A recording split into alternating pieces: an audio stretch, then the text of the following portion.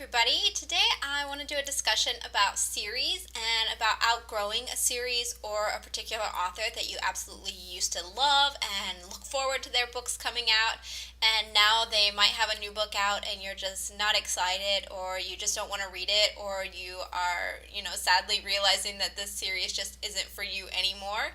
And what prompted this discussion was my own realization with the latest book in the Shopaholic series by Sophie Kinsella. And I read these books quite a long time ago. At least I discovered the first of them, and I absolutely loved them. And I read all the ones that had been published so far, and I couldn't wait for the new ones to come out. And I remember reading the most recent one, which I think a lot of people agreed, who were fans of the series, that she probably should have stopped there. And once the title character had a baby and things like that, that the series was it needed to be wrapped up and it shouldn't continue. And so I didn't even know that she was coming out with another one until I saw online after it had already come out. It came out last month. It's called Shopaholic to the Stars. And I just realized I don't really want to read that book. I don't really care about this character much anymore. I mean, I love the old books that I read in the series, the first ones. I think of them fondly. I'm not going to go back and change my ratings or anything like that, but I just don't want to read this new book. And I guess it doesn't help that it has like a 3.2 rating on Goodreads as well. I think people just aren't enjoying this book anymore, or this series, and they think it's time to end. And I also used to love Sophie Kinsella's standalone books. I think her most recent one was called Wedding Night, which came out, let me see, in May of 2014, so earlier this year. And I started to read it and I just couldn't get into it. And even though I used to love her, very lighthearted standalone books a lot, I think I've outgrown Sophie Kinsella, and it's kind of sad because, this was an author that was like a go-to author where whatever book they came out, you knew that it was going to be something light and fun and easy reading, just that you could read through really quickly and just enjoy. And so I'm kind of losing an author like that unless she comes out with something a little bit differently than what she's been writing. So, I think I've just kind of grown up and, learned more things. And I realized, especially with the Shopaholic series, I feel like there wasn't really a lot of character development with the series or with the main character. And I just, don't find it funny to see somebody go around and spend money and be wasteful and, just waste their money and get bailed out by their husband, or just in general she has that attitude where she just doesn't seem to take life seriously. She's always swearing she's going to make a change, and then she never does, and now her daughter's growing up to be a shopaholic too, and just that sense of wastefulness and things like that doesn't seem like she really has a guiding purpose in her life. And as I evolve myself and have more direction for my life, or think of a bigger picture, I just can't relate to a character like that, and so I don't enjoy it anymore. Another series that comes to mind that's similar to this one is by Meg Cabot, who's famous for writing the Princess Diaries books. And she had some standalone or some little light series, and one that I read quite a long time ago was Insatiable, and it's a series about a vampire. It's kind of a chick lit one, and I enjoyed the first one, and then she came out with a second one, and I read that, and it wasn't as great. And then actually I was just kind of going through and culling my to-be-read list on Goodreads, and I saw that there was an untitled third one that I don't think she's really working on, but one of the notes says, it says it's a trilogy, so obviously she's going to be, having another one come out sometime. But I just went ahead and deleted it because I realized even if she brought it out, I don't really care about this series anymore, even though I used to enjoy it, and I thought, she was one of those authors, again, that you could just rely on for very light, fun reads to, just have a break between maybe bigger books or more serious or thought-provoking books. And I used to really enjoy that, but even in the second book, there were kind of hints of that, it's a girl who's kind of not that confident, and, she falls in love with this guy who's a vampire, and he's a little pushy and aggressive, and, I'm just over that whole thing of, the girl who's not confident and puts herself down and says she's very plain, and yet, she falls in love with this guy who's amazing and so handsome and wealthy, and she feels special because he loves her, but he's also a little bit abusive. I feel like that plays out in a lot of chick lit and romance novel type books, and I just don't have patience for that, and the lack of character development. I can't identify with characters like that, so this is another series that I'm just kind of letting go as well. Another series I'll mention that I actually have finished, but only because it has ended, is the Sookie Stackhouse books by Charlaine Harris, and they were wrapped up just recently, and I have read all of those. I really was enjoying the earlier books, and I read through them pretty quickly, and then I would read the last couple as they came out the past few years. And I think a lot of people, again, agreed that the series should be wrapping up. They, didn't see a lot of changes happening. They found, some of the things boring. I think there was a lot of consistency throughout the series, and that the author would always talk about, the minutia and the day-to-day life that Sookie did, and, she, cleaned her house and did laundry and then cooked and then did this and that. I wasn't really bothered by that. I just think the series was going on so long and was getting, so many elements and characters, and it wasn't really sticking to what worked in the earlier books. So I did read the last one. I didn't love it. I feel like the series is, at a good ending point. I'm glad it ended. And if it were continuing, I don't know that I would really read it. Maybe just for the sake of, let's see, how many books were there in the series? 13 books, so maybe if another one came out, I am a bit of a completionist, but I mean, the Shopaholic has, I think, this is the seventh book, and I don't feel like, oh, I've read six, I just need to suck it up and read this one more. So it's just, I am not into the series that much anymore, and I enjoyed it, loved it, appreciated it when it was there, but, I'm ready to move on.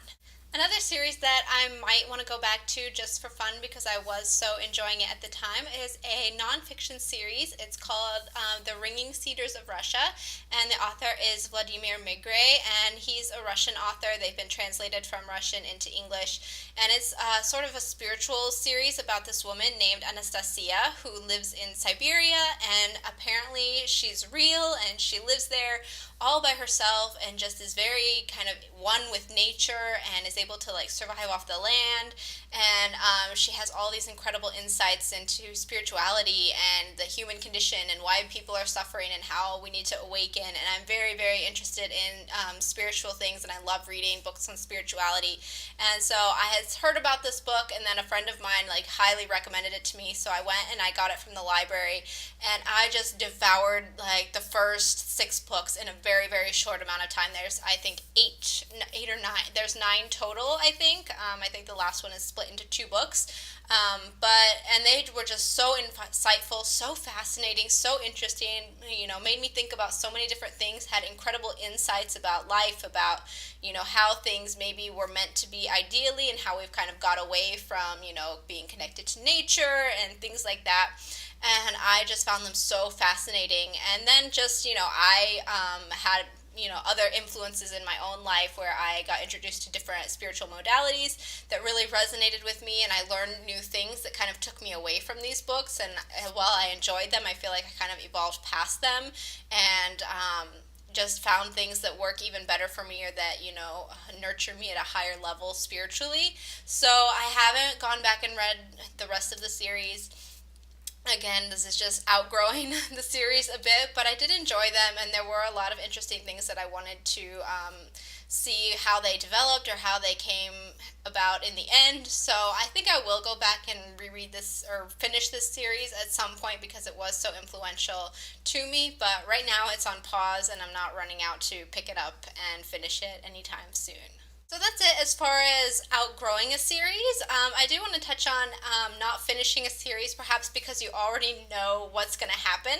And this happened to me regarding the Hunger Games because I didn't read it when it first came out, before it was huge and before the movies.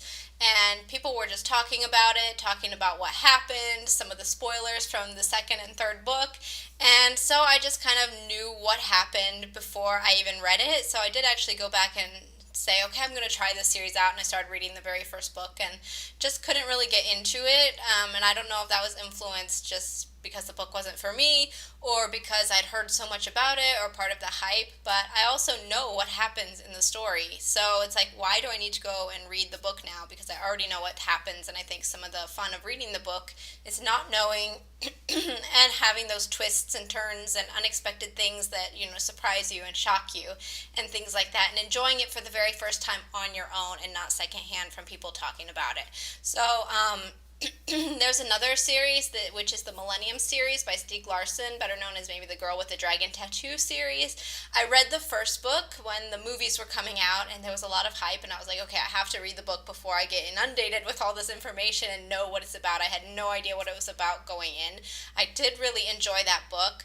And but it wasn't like I loved it and was like couldn't wait to get to the next book. So this is maybe a little bit different, but I did end up going online and just reading through the plot summary. I think on excuse me, on Wikipedia or something like that, and I read through like what happened in the second book and the third book, and I just think the first book was way better in terms of plot, and it was way more interesting, and I know it gets into, a little bit more of the character's backstory in the second book, but I'm glad I didn't, kind of waste my time reading those because I don't think I would have enjoyed them as much, and once I knew what happened, it was like, well, why am I going to go and read 400 pages now when I already know what's going to happen? So I don't know if anybody else feels that way. If you already know the plot, or if it's like a classic story that everybody knows what happened, it's like, why read it? Unless there's something there that you just want to experience it in the original and see for yourself. But if it's been adapted into a movie hundreds of times, and you already know the story, do you really need to go and read the book then, or read further into the series if you already know what happens? What do you guys think? So that's another way that I haven't finished series, is because of that reason. And the last reason for not continuing a series I want to talk about is simply forgetting what happened before. So this applies to me specifically in the Fables graphic novel series by Bill Willingham. I love these series. I read them in their like deluxe versions. I would get them from the library, and I just absolutely tore through them and loved them. And then actually it wasn't so much that I was waiting for the next one to come out. I think I just got busy and was reading other things, and it wasn't high on my list. And so so much time passed that when I went back to revisit them, I couldn't remember anything that had happened. So I haven't finished this series since, just because I don't remember, and I don't know if I'll be able to really get back into the flow of it without going back and rereading, and I don't really want to do that. So I'm looking on Goodreads here, and it looks like I've read up to volume 12, and I believe volume 20 just came out, so I'm quite far behind. But again, I don't know that I want to go back and reread everything. Maybe I could just look online and get a synopsis on Wikipedia or somebody else's blog and just see and catch up that way, because I do remember enjoying this series and I would like to continue it. So that's all for my discussion about series, and several reasons why I leave series unfinished, primarily being I either outgrow them, I know what's going to happen already, or I just can't remember what came before. So if you have other reasons why you maybe leave series unfinished, a huge reason is just not liking the first book in the series and not wanting to continue, which there are quite a few series like that. Maybe I'll do a whole separate video on that so it's not too long. I'd love to hear your experiences of like, what kinds of books did you outgrow? Why did you stop reading them? Do you feel that pressure to complete them? If you've read all of them and there's just one more, will you be a completionist and just finish that series? And what series in particular have you outgrown, or what authors did you outgrow? And how do you feel about that? Do you feel sad because it was your favorite author or your favorite series and you used to not be able to wait till it came out, and now that it does come out, you're just not excited about it? Like, is it kind of sad to you? Is it like, bittersweet to let it go, to realize, wow, I've grown and evolved as a person, but I've had to let these, cherished books go and just, have fond memories of them? Let me know in the comments. I'd love to have a discussion about this. Thanks so much for watching. I'll talk to you in my next video. Bye.